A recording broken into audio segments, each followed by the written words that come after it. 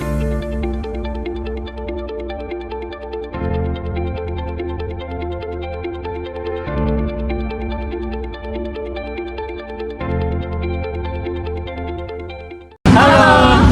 assalamualaikum warahmatullahi wabarakatuh. Perkenalkan, kami dari Shalom Bersatu. Saya Iman Apandi, di sebelah saya Nawi Ruku. Saya Sarmila dan saya Putula dari Universitas Erdian. Ya, kami akan melakukan wawancara di Bank Muamalat. Yang pertama itu apa perbedaan bank syariah muamalat dan bank syariah yang lain, Kak? Kan banyak tuh. Bank syariah muamalat Dan bank syariah yang lain itu apa perbedaannya? nah secara spesifik mungkin dari segi produk-produk secara spesifik. Nah mungkin di bank muamalat ada produk ini, di bank syariah lainnya tidak ada produk ini. Contoh kalau untuk bank-bank dengan prinsip syariah kayak BTN Syariah atau Mega Syariah, nah itu tidak semua bank mendistribusikan produk-produknya sama. Ada beberapa mungkin yang sama, tapi di sisi-sisi yang lain mungkin produknya agak sedikit berbeda. Tapi secara prinsip syariah itu perlu observasi lebih lanjut. Apakah penerapan syariahnya di bank ini sama dengan di bank ini? Karena itu harus, misalnya harus dua arah. Teman-teman harus tanya di misal Bank Syariah Indonesia di BSI, kemudian teman-teman tanya di Bank Muamalat. Nah di situ nanti akan di-compare, akan dibandingkan. Teman-teman sendiri yang menilai, walaupun penilaiannya mungkin tidak secara objektif, tapi teman-teman bisa tarik benang merahnya. Di Bank Muamalat secara prinsip syariahnya dia seperti ini, di bank syariah dia seperti ini. Terus kan Kak, kan kita tahu tuh kalau bank syariah pasti dia tidak pakai bunga kan? Nah terus yang kita mau tanyakan itu bagaimana perbankan syariah menjalankan kegiatan operasionalnya tanpa menggunakan bunga? Nah jadi ini sebenarnya tugas teman-teman yang di bawah kuliah dan semua staf perbankan syariah. Pertanyaan yang mendasar tadi disampaikan, bagaimana perbankan syariah itu menjalankan operasionalnya tanpa menggunakan bunga. Nah itu nanti bisa teman-teman tanya juga sama supervisor saya, sama trainer saya. Jadi untuk sumber pendapatan dari perbankan sendiri banyak. Ada namanya fee-based income. Fee-based income itu misal ada penjualan-penjualan dari pihak ketiga atau pihak yang bekerja sama dengan bank muamalat. Nah, sehingga dari penjualan yang didistribusikan melalui bank muamalat akan mendapatkan fee dari penjualan, contoh misal penjualan asuransi syariah, kemudian penggunaan kartu ATM. Nah itu ada fee yang muncul dari penggunaan kartu ATM.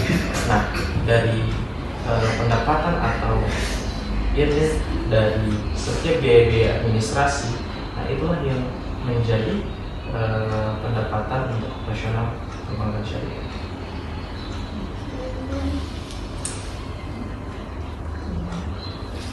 Saya Kak, kira-kira itu apa keunggulan utamanya bank muamalat dan bank syariah lain? Nah, pertama kalau teman-teman search di Google pasti teman-teman kalau ditanya apa sih keunggulan bank muamalat, bank muamalat itu adalah merupakan salah satu yang perbankan syariah murni pertama di Indonesia. Berdiri di tahun 1990. Nanti kalau salah teman-teman bisa search di Google. Nah, kedua terkait apa yang menjadi keunggulan bank muamalat. Warning my girl, no counter. Lanjut part 2. Masih keunggulan. Keunggulannya itu tinggal teman-teman bandingkan. Karena semua bank itu sama-sama jasa keuangan. Teman-teman butuh pembiayaan, teman-teman butuh tabungan untuk impian masa depan. Nah, tinggal pilih. Oh saya mau buka di bank muamalat. Di bank muamalat ada tabungan yang tanpa biaya administrasi. Setoran awalnya hanya Rp25.000. Kartunya juga tanpa biaya administrasi. Terus yang satunya buka rekening di misal BSI atau BRI. saya bukan di BSI, akadnya ini sama, tapi setoran awalnya besar. Nah itu bisa teman-teman bandingkan sendiri. Atau di BRI, saya ikut tabungan di BRI, tapi setiap bulan ada biaya administrasi, atau tidak ada biaya administrasinya tapi tabungan awalnya besar, bisa 200 ribu. Kalau di bank muamalah cukup nih 25.000 rupiah, kita bisa bantu teman-teman untuk menggunakan ini. Dan teman-teman juga pasti akan dapatkan promo-promo menarik dari penggunaan kartu ATM dan ini. Contoh dari bulan Juni 2023 itu bank muamalah ada promo pembelian tiket XX1 beli satu gratis satu. Nah itu salah satu bentuk reward ke nasabah supaya nasabah loyal dalam hal apa, transaksi nabung, apakah melakukan penarikan, nah seperti itu. Lagi? Nih, kan kita kan bilang tentang produk kan, oke. Kalau itu produk yang layanan perbankan yang telah melakukan. Nah untuk saat ini bank muamalah itu mendistribusikan ke masyarakat untuk produk tabungan. Satu ada namanya produk tabungan BB Hijrah. Nah, BB Hijrah ini ada tipenya lagi.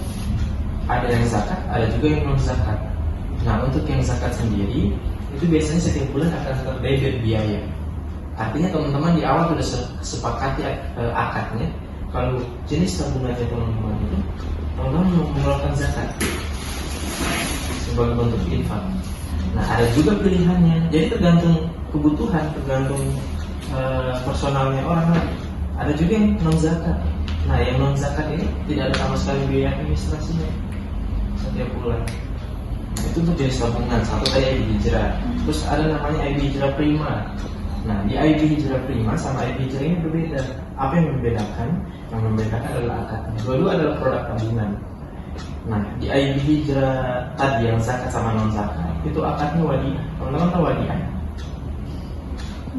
Nah, ini saja baru di yang akad-akad sederhana saja teman-teman sudah harusnya yang apa, ekonomi syariah atau ekonomi manajemen? Oh beda. Jadi misalnya paling tidak dasar-dasarnya sama. Jadi akad wadiah itu adalah salah satu akad yang digunakan di produk tabungan di semua bank syariah. Yang membedakan apa? Yang membedakan itu pertama biasanya setoran awalnya, terus fasilitas-fasilitas yang diberikan dari produk tabungan ini. Nah, dan yang kedua tadi ada IB Hijrah Prima. Di IB Hijrah Prima ini akadnya mudharabah. Apa itu mudharabah? Itu akad bagi hasil. Jadi misal teman-teman buka rekening tabungan pertama saldonya 50 juta.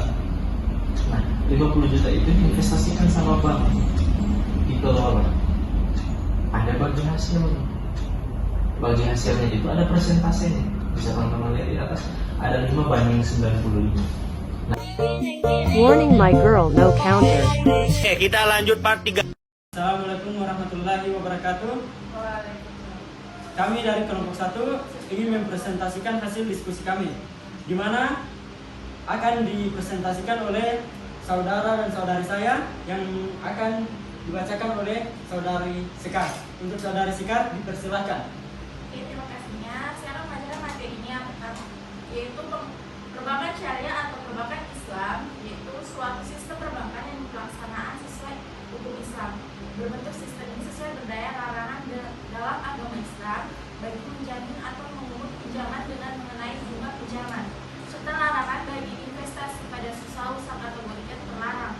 Sistem perbankan konvensional tidak bisa menjamin tidak hadirnya hal-hal tersebut dalam investasi. Contohnya dalam usaha yang berkaitan dengan produksi, konsumsi, minuman yang haram, usaha media atau hiburan yang tidak sesuai dengan Islam dan lain-lain. Yang kedua itu prinsip dasar perbankan syariah. Dalam operasional perbankan syariah harus selalu dalam koordinator prinsip-prinsip berikut ini. Operasional itu terbagi menjadi 4, yaitu yang pertama keadilan, kedua kemitraan, ketiga transportasi, yang keempat ini universal. Terus prinsip-prinsip syariah dilarang dalam operasional perbankan syariah adalah kegiatan yang mengandung unsur-unsur sebagai berikut. Yang pertama itu maisir, yang kedua itu gahar, yang ketiga itu riba. Oke, itu akan dilanjut dengan Sarmila. Untuk saudari Sarmila dipersilakan. Ya baiklah, poin ketiga itu fungsi perbankan syariah. Bank syariah memiliki 3 fungsi utama, yaitu menghimpun dana dari masyarakat dalam bentuk titipan dan investasi, menyalurkan dana kepada masyarakat yang membutuhkan dana dari bank, juga memberikan pelayanan dalam bentuk jasa perbankan syariah. Yang pertama itu menghimpun dana masyarakat. Fungsi bank syariah yang pertama yaitu menghimpun dana dari masyarakat yang kelebihan dana. Terus yang kedua, penyaluran dana kepada masyarakat. Perbankan syariah, perhatian terhadap penetapan pembiayaan perbankan dan akses keuangan bagi masyarakat miskin melalui proses intermediasi sosial berkaitan juga dengan perbankan syariah yang seharusnya memegang tanggung jawab lebih besar terhadap kesejahteraan sosial dan komitmen religius demi tercapainya tujuan. Lanjut, perbandingan perbankan syariah dan perbankan konvensional. Sekilas bank syariah dan konvensional tampak sama, bahkan sebagian besar bank saat ini memiliki cabang konvensional dan syariahnya sendiri-sendiri. Baiklah, itu hasil presentasi dari kelompok 1. Jika ada kesalahan mohon dimaafkan. Wabillahi taufiq wal hidayah. Wassalamualaikum warahmatullahi wabarakatuh. Audio Jungle.